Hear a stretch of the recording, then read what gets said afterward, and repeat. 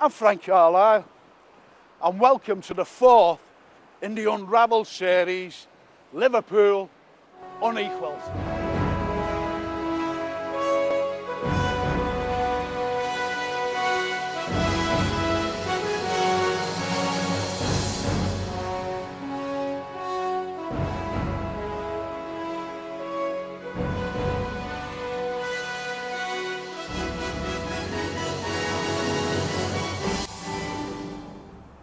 Why Liverpool Unequalled? Because Liverpool have given so many face to the entire world, including the very first enclosed dock in the entire world, the very first railway system in the world, including an overhead railway, and, not forgetting, the very first X-ray picture ever taken.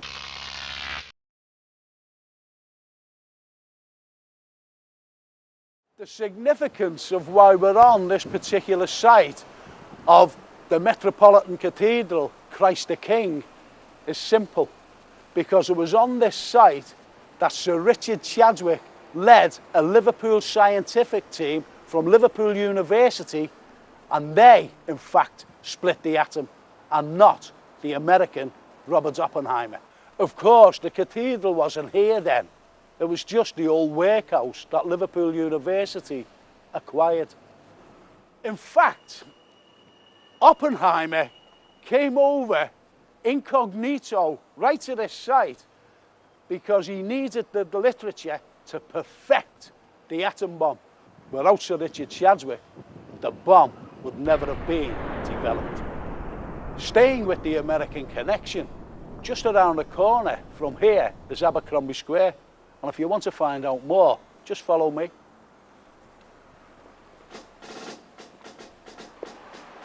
Behind this unassuming Georgian terracing lies the American connection. Here in Abercrombie Square, during the American Civil War, an agent arrived from the Southern Confederacy, and it was in this building that Charles K. Carlyle, on behalf of the Confederates, acquired and thus became the first and only Confederate consul. Isn't this beautiful? Imagine this was someone's home at one time, and indeed the Confederate embassy. But when you come to think of it, when you come through the door, on the ceiling in the vestibule lies the palmetto tree, which symbolises the Confederacy. Take a look at this. The vestibule ceiling is the Confederate palmetto tree. It's been here since 1862 and today symbolises some American southern states. It's still thrown proudly today in Carolina. If you think that's impressive, wait till you come in here. And as they say in the southern states, you ain't seen nothing yet. Follow me.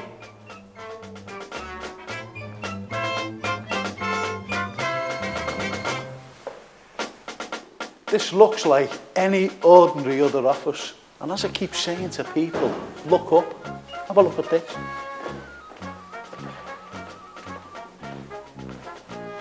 Isn't this fantastic?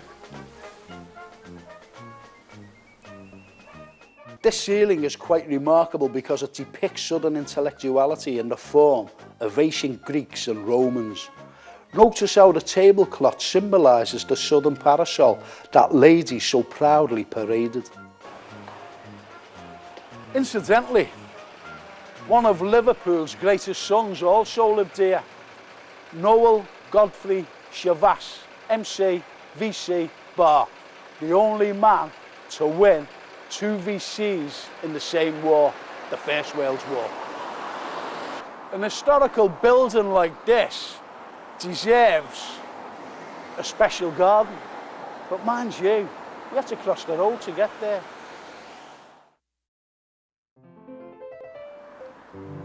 And this is the garden, this is Abercrombie Garden, and right behind me, what do you think that is?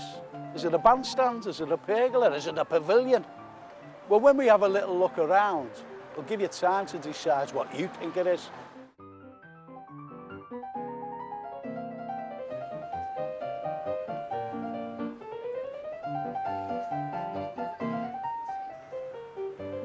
Did you guess what it was?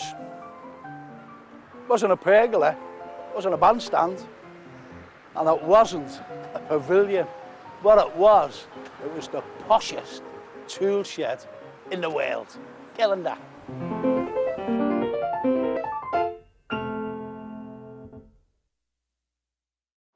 We're just about to leave Abercromby Square on our way to the medical institution. And I nearly forgot this. The very first established School of Architecture in 1801, right here. Some of Liverpool's finest architects studied here. Herbert J. Rouse, John Foster Jr. and Sir Alfred's Waterhouse. Need I say more? We're finally here, outside the medical institution, the first purpose-built in the world, built in 1837 by Clark Rampling. Let's go inside.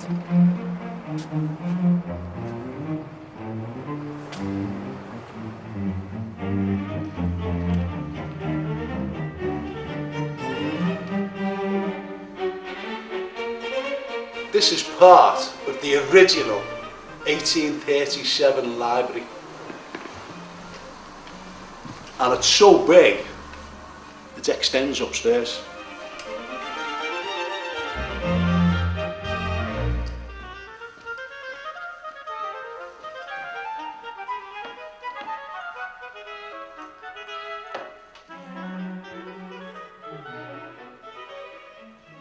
Just imagine all the great men that studied here. Dr. William Duncan, the very first medical officer of health anywhere in the world in 1846. The great, compassionate man, Noel Shavas. And of course, Thurston, Holland, who is a great Liverpool first.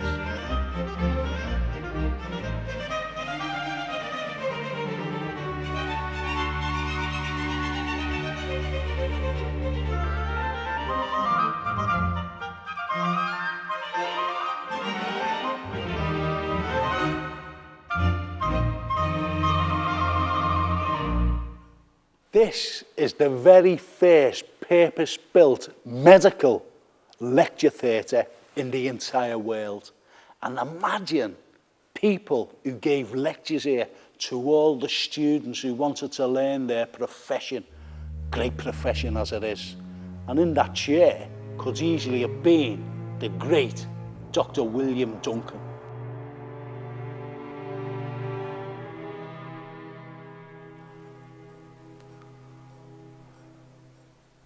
Dr. William Duncan was appointed by Liverpool City Council to be the very first medical officer of health in the entire world to clean up Liverpool, because Liverpool in 1846, when he was appointed, was suffering from cholera, typhoid, dysentery. And he brought in other professionals, like engineers, to clean up the sewage system of Liverpool, to alleviate these terrible diseases. And he was actually quoted as saying that Liverpool was the most unhealthiest place to live. And he did finally succeed in clearing up the sanitation problems of Liverpool. And that's what we have to thank him for.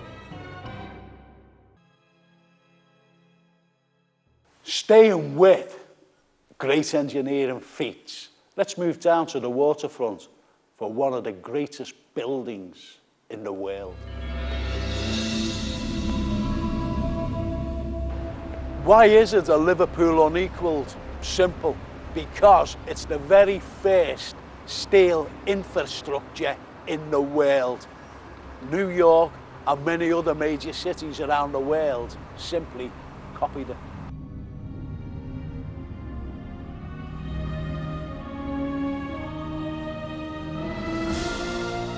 Underneath the famous Liverburns stands the biggest clock face in the country, and the dignitaries in 1911 actually had a dinner around it before it was put in place. So the biggest clock face in the country must have the biggest mechanism in the country. Now, afraid not, just have a look at this.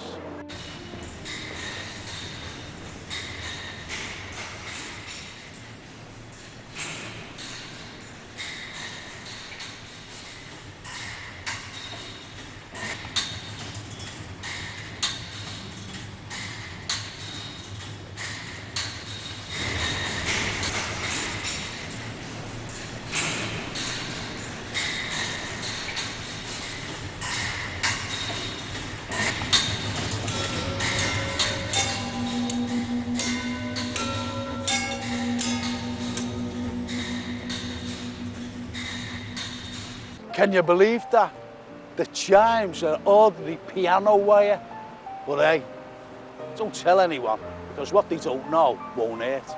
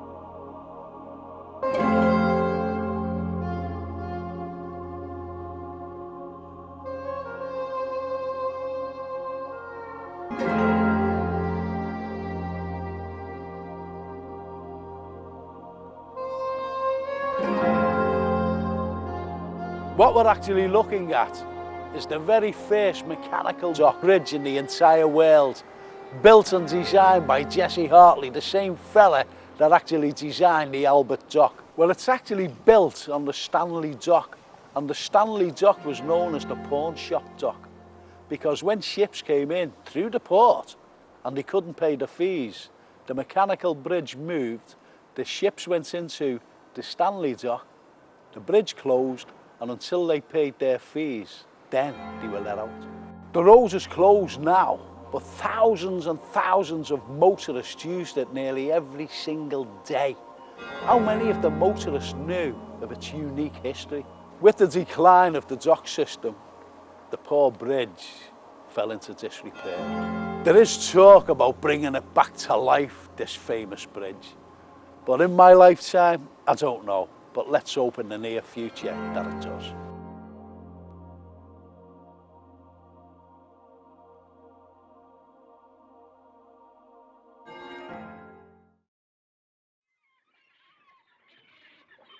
Right facing Hartley's Bridge is the very first six-sided clock that was ever built, and there's only another one in existence, and that's in Archangel, Russia.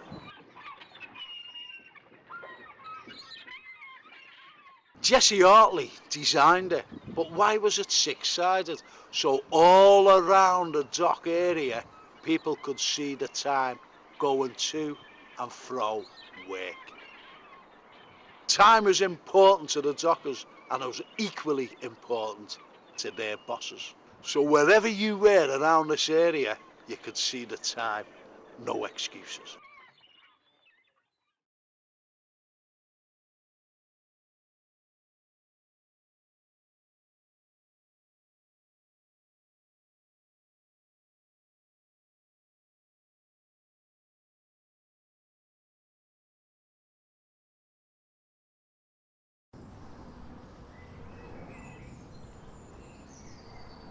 Here we are again in a cemetery, and if you've seen some of our previous adventures, I seem to be in cemeteries all the time. However, this is a very special one.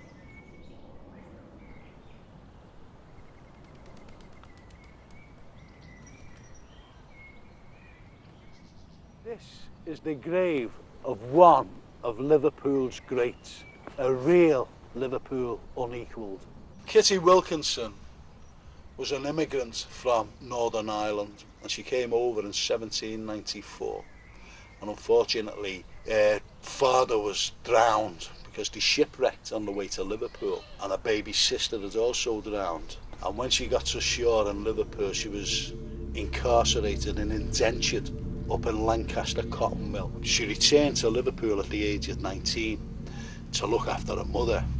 While she was here, she saw the devastation that cholera, dysentery and typhoid was causing the ordinary people of Liverpool.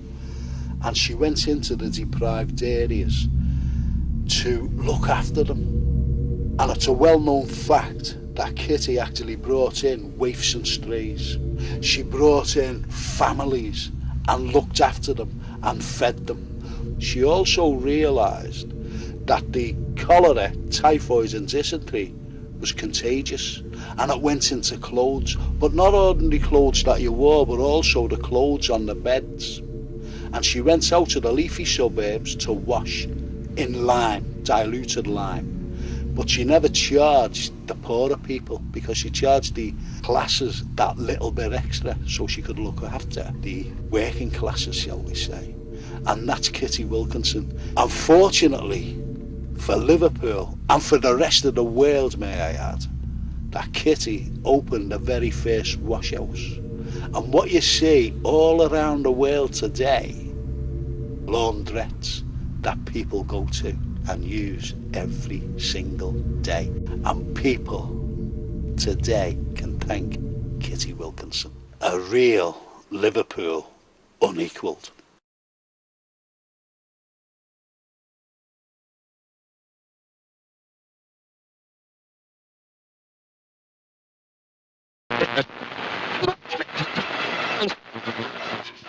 When we mention the radio, we automatically think of Marconi as the inventor. However, it was Sir Oliver Lodge, Professor of Physics at Liverpool University, who actually sent the first ever radio message. From the top of Liverpool's University clock tower, here in Brownlow Well, to the top of Lewis's store in 1897. The message he sent was for his wife. "I'm on my way home. I'm on my way home." Lodge agreed to be bought out by Marconi, and it was the latter that is taught to be Mr. Radio, and not Sir Oliver Lodge. But we know different now.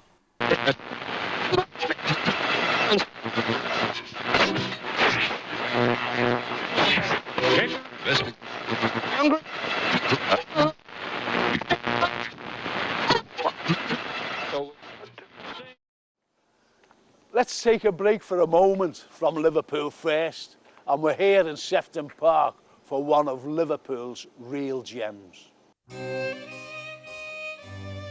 This is the amazing farmhouse given as a gift by Henry Yates Thompson and was designed by Scottish architects Moncur and Mackenzie and erected in 1896. But what's so intriguing, that it has statues of all the great maritime discoverers surrounding the farmhouse itself. Isn't it hard to believe that this, just a few years ago, was derelict? How could we leave something so beautiful to go to rack and ruin? But with the refurbishment, this is the beauty of it today.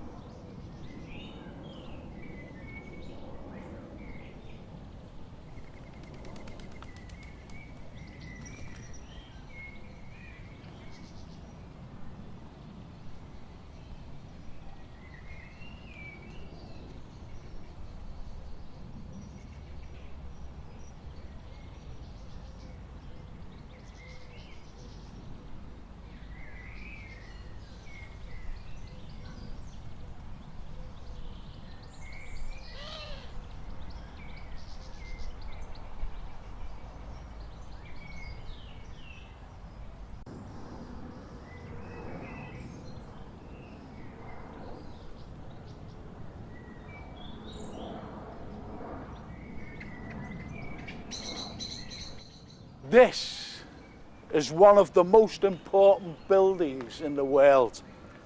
Humble St George's in Everton. Humble, it is not.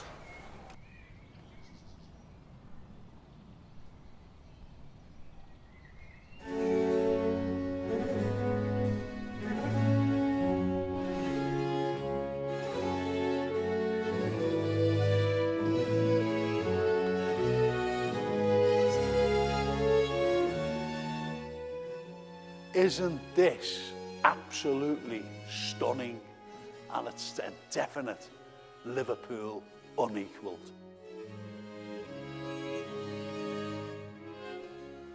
In 1814, this was built by Thomas Rickman and John Cragg, and it was the very first cast iron building in the world. Just look at this, isn't this absolutely wonderful? And one man who came to the services here was none other than Charles Dickens, the giant of 19th century literature. There was a great storm in 1935, and to strengthen the actual ironwork, they actually put bars in here. And I wonder if Frank Carlyle ever came in here and got his inspiration for his Meccano sets. Basically, it's a giant Meccano set all bolted together. But could you imagine bringing that home one Christmas for the kids? Don't think so. Before the church, there used to be a beacon here. Obviously, it was the highest point in Liverpool. And John Atherton, who owned the land, he had his house here, obviously, and people around the Everton area, very rich people, because this was more like a resort than anything else, wanted a church of their own. So we decided to give us land to build a church. Obviously, they demolished the beacon and built the church. And here it stands today.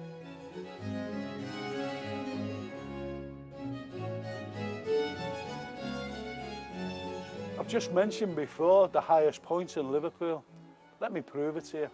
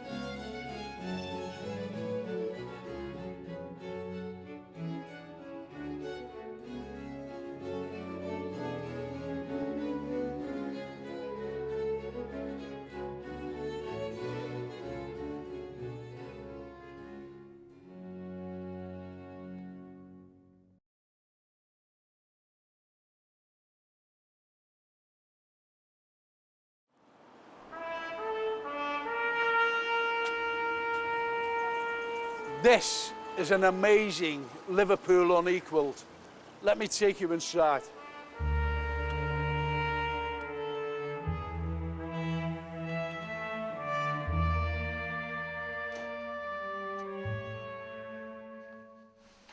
This is a beautiful building, and it's the home of the Hungarian consul here in Rodney Street. Remember when we were in the medical institution and talking about Thurston, Holland? Well, it was here that he actually lived, and he was involved in a great Liverpool unequalled. Take a look at this. Now, is this a doorbell?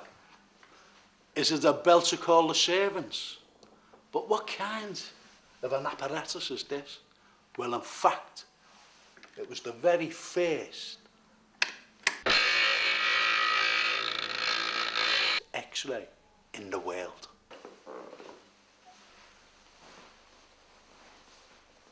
Well, we've seen the switch for the X-ray, where's the machine itself? Is it upstairs? Is it downstairs? Is it in the next room? No, unfortunately, the machine's long gone. However, the switch remains, and it's the great legacy left here by Thurston, Holland, to give the world the very first X-ray. It's a great Liverpool Unequalled.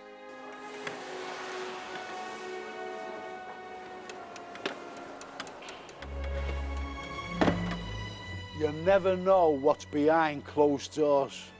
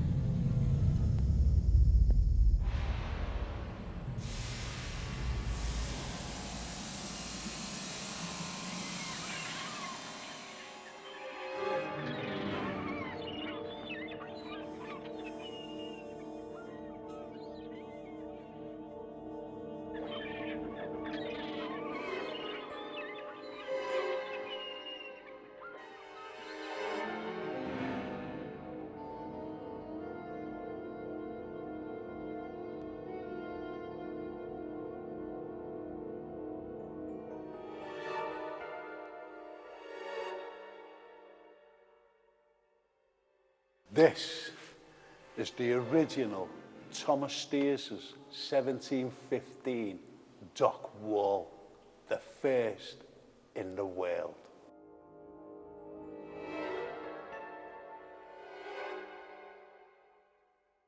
The reason why it's so special, between 1709 and 1715, this became the very first wet dock that controlled the tide and the water of the Mersey.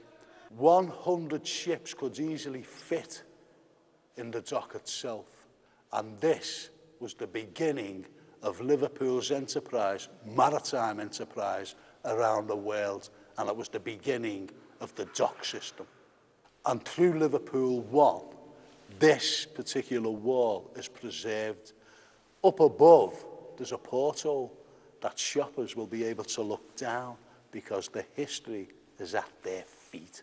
Liverpool is built on sandstone, and where I'm actually standing is the seabed, again, sandstone.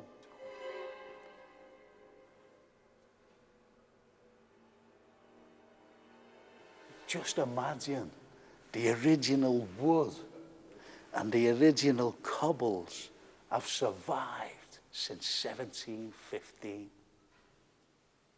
After all these years, the mason's tomb marks are still here.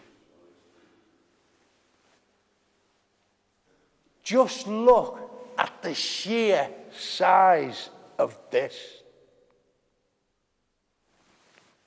This is preserved for future generations. It's our heritage, it's Liverpool heritage, and it's world heritage. Hang on, I think I better move. I think a ship's coming.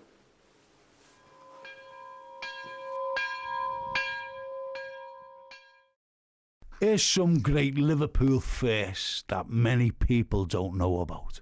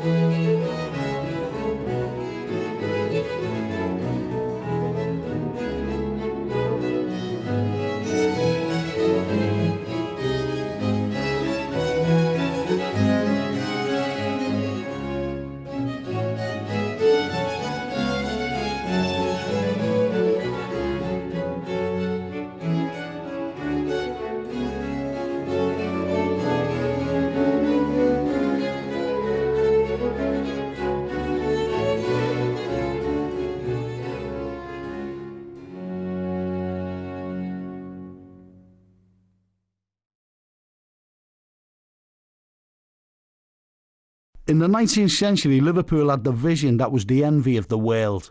Many firsts were copied, and the overhead railway was no exception. In 1888, an improved plan by businessmen who formed Liverpool Overhead Railway Company had given the go-ahead. Sir Douglas Fox and James Greathead were commissioned to design an elevated railway. After long last, it was finally accepted and the work commenced in 1889. There were problems at first. Fox and Greathead had a dilemma. What was the safest power to use? They considered steam too dangerous because of the many flammable cargoes within the range of the train's sparks that could easily ignite these dangerous cargoes, causing a major catastrophe to shipping and the public.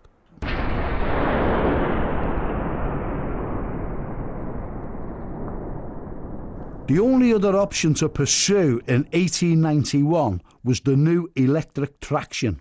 Electricity was carefully chosen because of the enormous advantages: economy, speed, cleanliness and quiet running.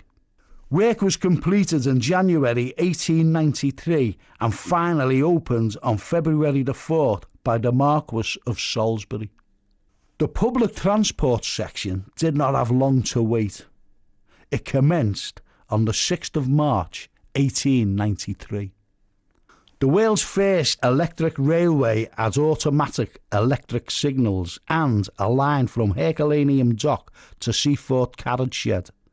It had 11 stations at the beginning: Brocklebank, Canada, Sandon, Clarence, Princes, Pierhead, James Street, Custom House, Wapping, Brunswick and Toxteth.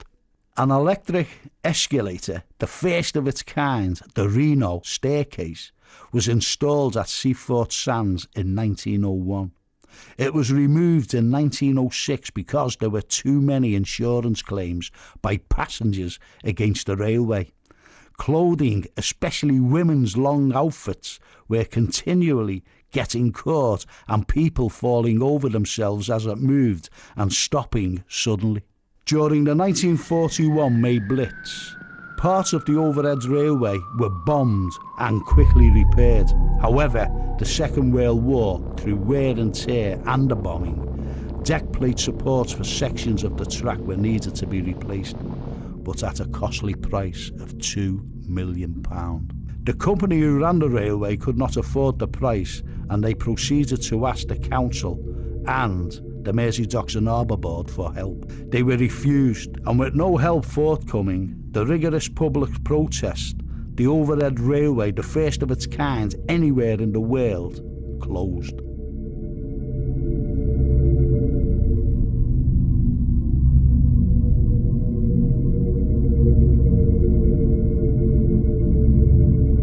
The last train ran on December the 30th, 1956. There were many protests and attempts to save the overhead railway. Unfortunately, the protests fell on deaf ears. The only decision made by the people in power was to demolish it, and demolish it they did, leaving an enormous void in Liverpool's great heritage.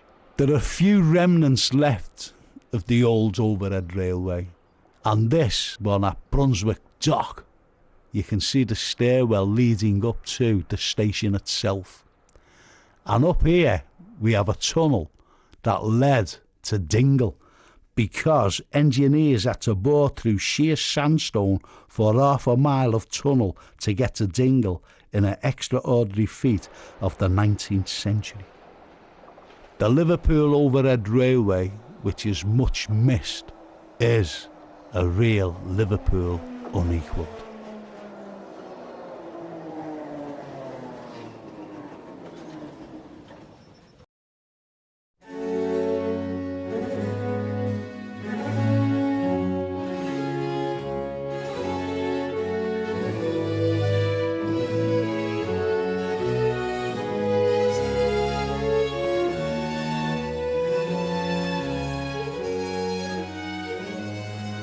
Here, during the new construction down at the Albert Dock, what you can actually see behind me is a building, the new Park 1 West building, that's shaped like the bow of a ship, and it just coincides with the Albert Dock, which was the very first enclosed dock in the entire world, built in 1846 by Jesse Hartley. It's absolutely wonderful, and it's Grade 1 listed. Why it was cutting edge at the time in 1846, before the Albert Dock was built, there was lots and lots of pilfery going on. Goods were going, businessmen, merchants were getting absolutely fed up. And Jesse Hartley, the docks engineer, came up with a brainchild to build an enclosed dock. And this is what you see today, the very first enclosed dock system in the entire world. And it opened in 1846 by Queen Victoria's husband, Prince Albert, hence the name Albert Dock. As you can see, people are just sitting down on a lovely day drinking coffee. But if you go back to the 1850s, the actual coffee beans in big sacks were being unloaded by the dockers.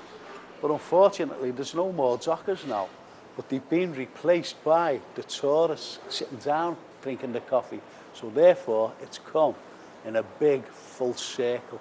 Besides the coffee, what was coming into Liverpool, into the Albert Dock, was sugar, cotton, exotic fruits, spices from all around the world. And yet, Jesse Hartley said, we cannot afford for these to be pilfered. And he built the dock. And there was only one way in with the ships and one way out. No pilfering. And that's why the rest of the world copied this magnificent building.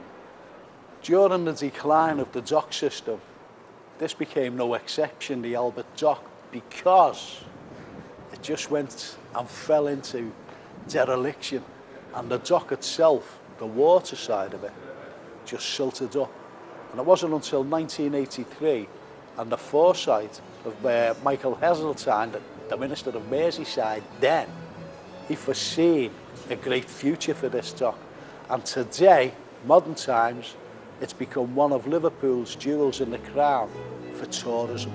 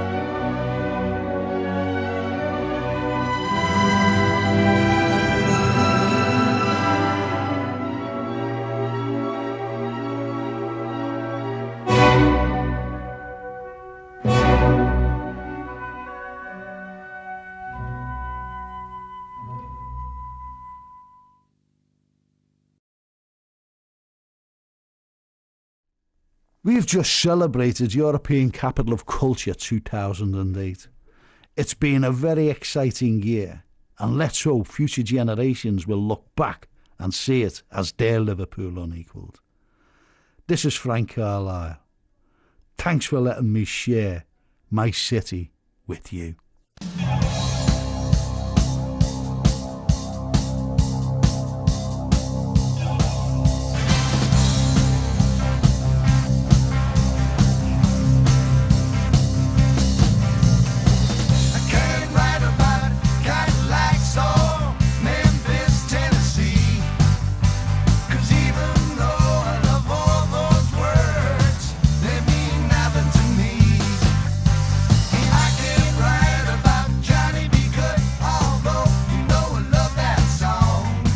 Of Herbert J. Rouse, John Foster Jr. Oh, brilliant!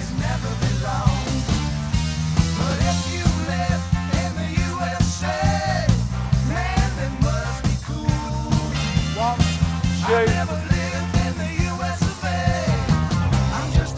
We get you in the back. No, don't run, don't run. We get you in the background.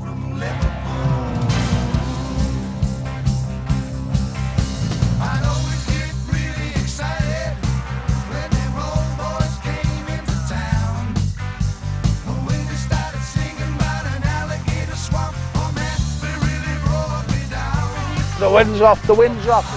Okay.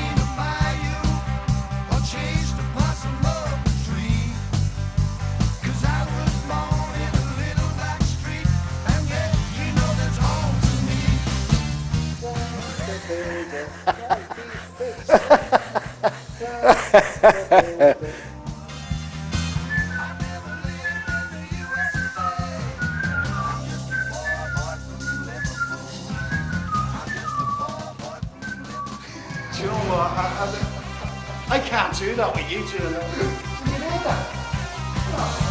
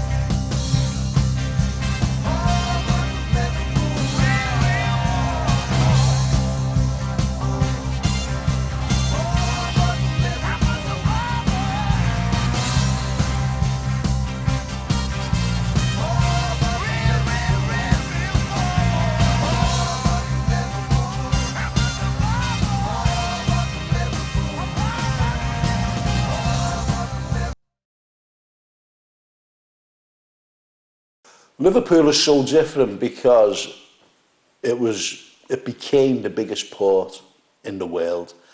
You've got to go back to between 1709 and 1715 when a Dutch lad named Thomas Steers, came up. We anglicised his name to Thomas Steers. And what has happened, he made the very first wet dock in the entire world. Now, all around the country, what you have all around the country is little harbours, right, but with no docks. Harbours, no docks. So therefore, this became the very first port. No matter how you look at it, one dock became a port. And it grew, it finally grew, you know, grew into 7.5 miles of docks from that little one, which is absolutely extraordinary. This gateway to the world, the new world, which was America, obviously, when there was great upheavals during the 18th and 19th centuries, you know, in Europe, you had the people coming over. They came from everywhere, Tony. Even China, you know, they actually, you know, Chinese, you know, people think that if you could imagine, you know, going back to the 19th century, and they actually did their a community in Liverpool in 1826 in Pitt Street. So what you've got in Pitt Street was the very first Chinese community in Europe, but they were on their way to America. They actually walked from China to Liverpool. The only time they ever got a boat was, you know, I don't know where they got the boat from, but they had to cross the channel. So they came over via a ship then, you know, walked to Liverpool because they knew that Liverpool was the gateway to America. Just like everybody else, you know, the French, the Spanish, the Germans, the Italians, everybody, every conceivable nation in Europe came here. The different communities, you know, what we have, you look at the likes of the Chinese who we mentioned, you know, Pitt Street, but they always stayed by the water. Everybody stayed by the water because they came in to Liverpool. Now, they wanted to go back out again, you know, they wanted to go to the new world. So they stayed around the dockside. It's as simple as that, because it's their motherland or fatherland over that sea that they just came in. So they didn't want to go into the interior, so they just stayed around the dockside. And the Italian community was just off the Scotland Road area, Gerrard Street. Now, Gerrard Street became known as Little Italy. And Little Italy had stemmed from the 1870s when the Italians were coming over, because there was a terrible upheaval in Italy. You know, there was a north and south divide, but this time, it's not like this country where there was a north and south divide. The north were the very wealthy, they were the industrial north. The south were the agricultural. And unfortunately, Italy, you know, I'm not talking about global warming or anything like that, but, you know, when you go back, you did have the 4 seasons. So therefore, the Italians, it was very hard because there was many crops that failed through the dryness, the aridness of the summers, the long summers. You know, there was no rain. Even in the winter, there was no rain, so nothing could fertilise. So therefore, the Italians, you know, the southern, that's why you get a lot of people from Naples and Sicily, you know, Palermo, Sicily. It's always the southern Italians who came over to Liverpool to get on the way to New York. You know, the American, I'm not just saying New York, but all over America. So that's why you never, hardly any ever northern Italians, funny enough. You know, when you're asked, like, older generations, well, where did your family come from? They always say Naples or around the southern boot of the Italian country. Never Milan, you know, because that was industrial, or Turin, that was industrial because they were very wealthy, like today. If you could imagine Liverpool, you know, the 19th century, it was dour. I'm not talking about the rich now, I'm talking about the people who lived in back-to-back terracing and courts, because that's where the Italians moved into, because they had no money. But what they had, Tony, was cuisine and music. It was absolutely fantastic, simply because, you know, they brought the music, they brought the cuisine. In other words, they brought colour to greyness. It's as simple as that. There was a friend of mine, and he phoned me up and he said, I'm opening a new adult centre, Frank. He said, would you like to come down and, you know, there's a little buffet going and, you know, meet a few people. And I said, yeah, all right, you know. So I went down. Georgie Allen, his name was. Still is, you know, Georgie. And he's still a friend of mine. And, you know, it goes down. It was smashing, you know, meeting these people. And we went into his office. And the phone went, and he picked the phone up. And his first class was local history. And the tutor, whoever it was, couldn't make it. Because this was in the inner city, this was in the, you know, the Holy Cross parish of Scotland Road. And he said, oh no, I can't make it, you know, I'm sorry. And he put the phones down, and he was looking at me, you know, and he said, you're a historian, aren't you? And I went, no, because what I you know, I am a historian. I did me, you know, when I was at university, I did my degree in history. But what I was teaching at the time was English literature. So I went, well, I'm teaching it lit, you know. And he said, you know, what do you know about Liverpool? And I went, all I know is it's about the Liverpool pals and a couple of VCs who came from. He said, do that. He said, will you do it? And I went, well, all right then. You know, I'm cutting a long story short. So I went in that evening. I spoke about the Liverpool pals. I explained, you know, that the tutors is not here, you know, but, you know, they will be back next week. So I just spoke about the Liverpool pals, a couple of VCs. The people loved it. They just loved it, you know.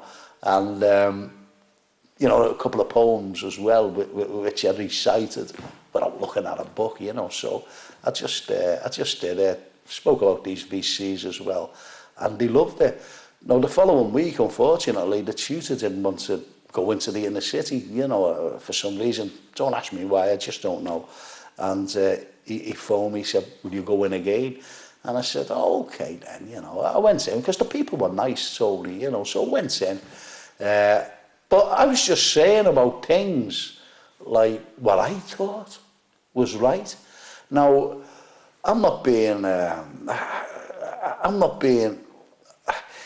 it's hard to explain, because let's take one myth, for example, which I did, you know, talk about, you know, I was telling the people, I knew about Harvey Lonsdale Elms, for example, you know, he built the wonderful, beautiful St. George's Hall.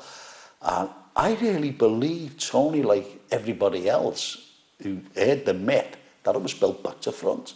You know, so I was talking about that, you know, and, oh, it's great, you know, and I knew what it was built on, by the way, you know, so, yeah, and someone asked the question, well, why was it built back to front? And I said, well, it was because of the gardens, you know, the steps should have led into the gardens. But, you know, after about a year, Tony, you know, as I was teaching it, going along and reading and doing some other things, you know, I was saying, well, this doesn't add up. And there was a lot of myths that didn't add up. So I restudied them. And, you know, and this is after one academic year, you know, 36 weeks. And when things don't add up, you know, you've got to look at these particular things, you know, these urban legends and myths. And, you know, we actually teach them. And, you know, just to clarify a couple of things, you know, so, and that doesn't add up. I'll be honest now with the likes of the Albert Dock, you know, he was saying that certain people like the slave trade or whatever, you know, there was people chained up there, and then that came into the equation. Wasn't even built at the time of the slave trade.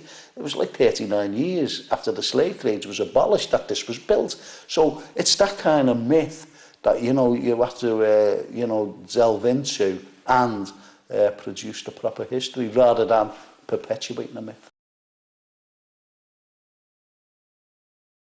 I always believe that to do family history, you've got to know a little about local history. So, you know, they go hands in hand, if you like, you know, if you're doing your particular family history, and because you come up against barriers. But it's not that, Tony. It's the colourfulness of the history of Liverpool. It's absolutely unique. It's fantastic. I'll just give you a great example, and this is absolutely generous. I was standing outside St George's Hall, and it was a beautiful summer's day. And as I was standing there was a gentleman who must have been about 20 yards away from me.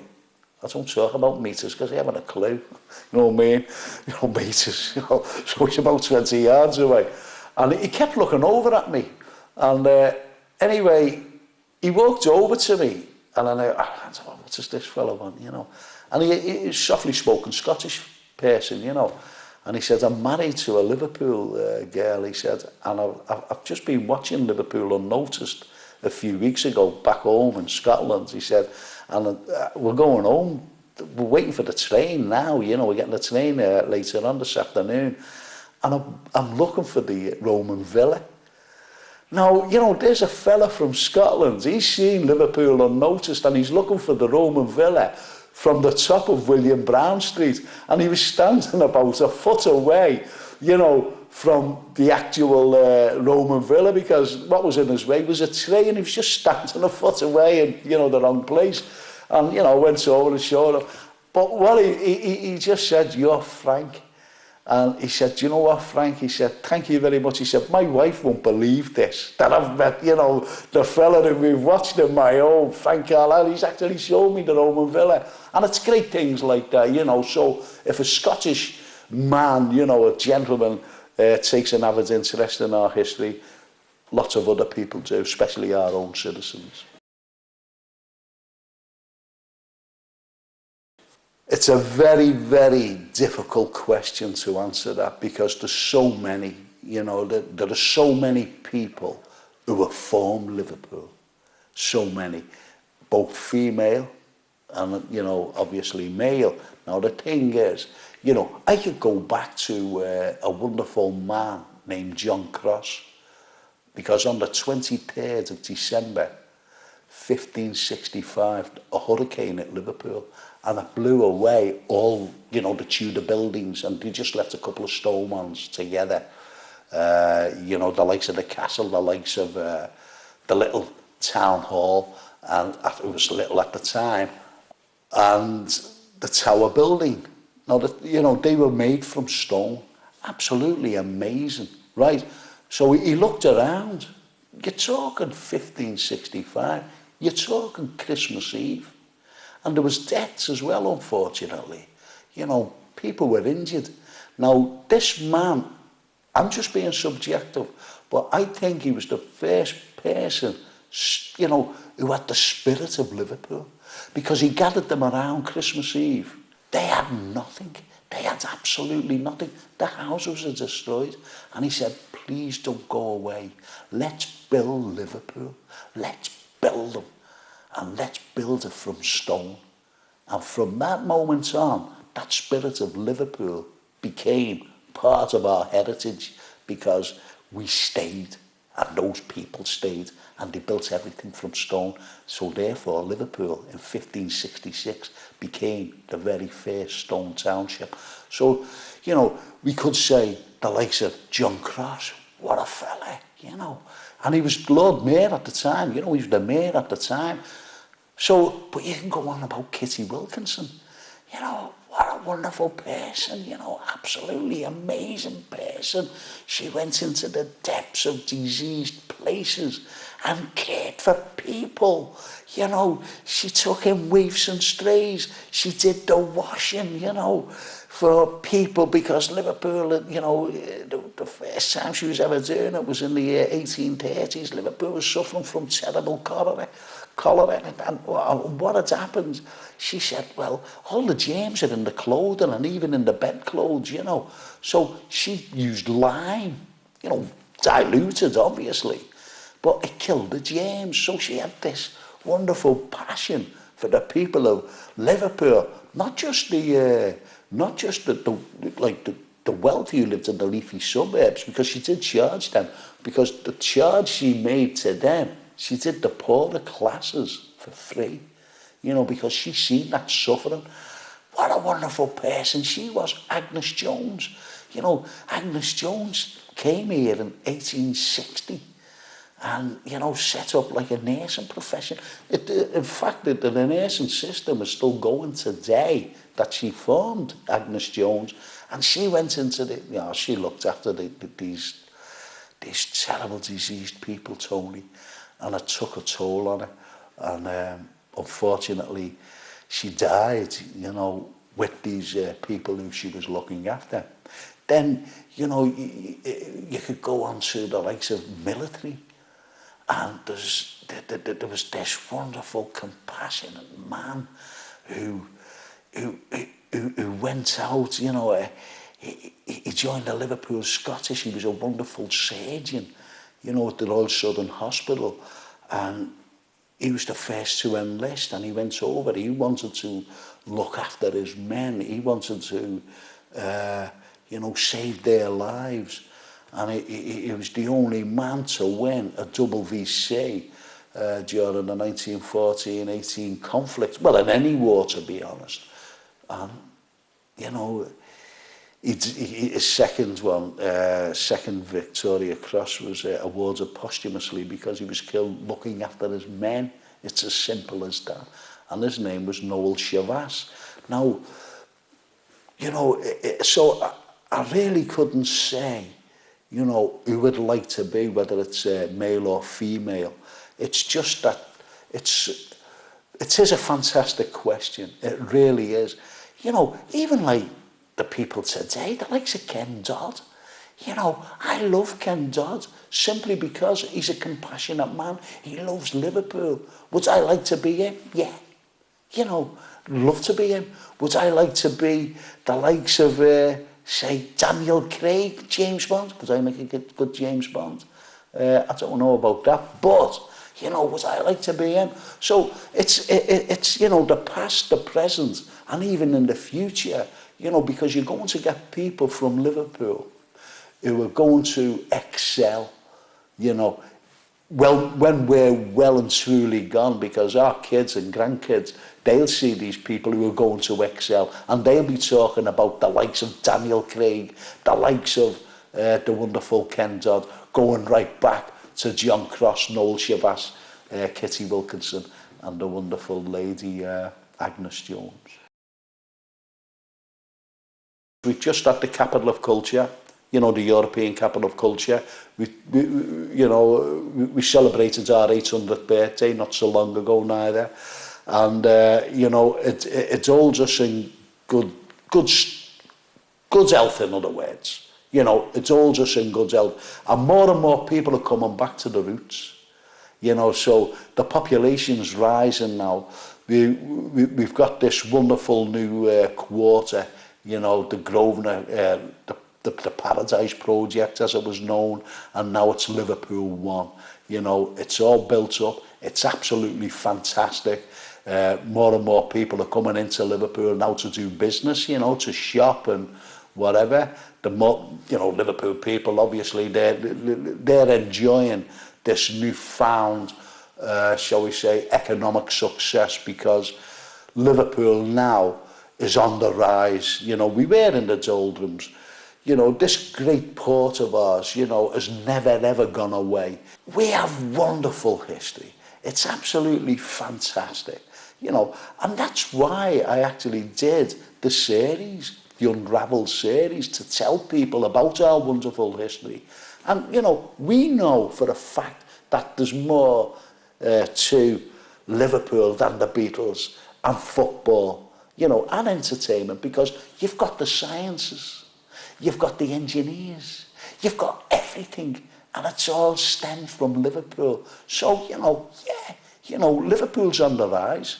Liverpool's going to be great again. If it's not great now, we love Liverpool. That's why we're so diverse from the rest of the country, because we love this city. We're proud of our roots, and we love each and every fellow Scouser and adopted Scousers, because, you know, you have many people who come to Liverpool, love it, stay, and they become adopted Scousers, you know. So it's just wonderful.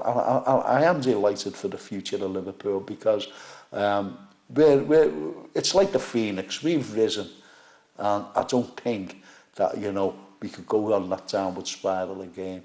let's hope that we don't, and let's keep, you know, our Scouse proud intact, you know, for future generations.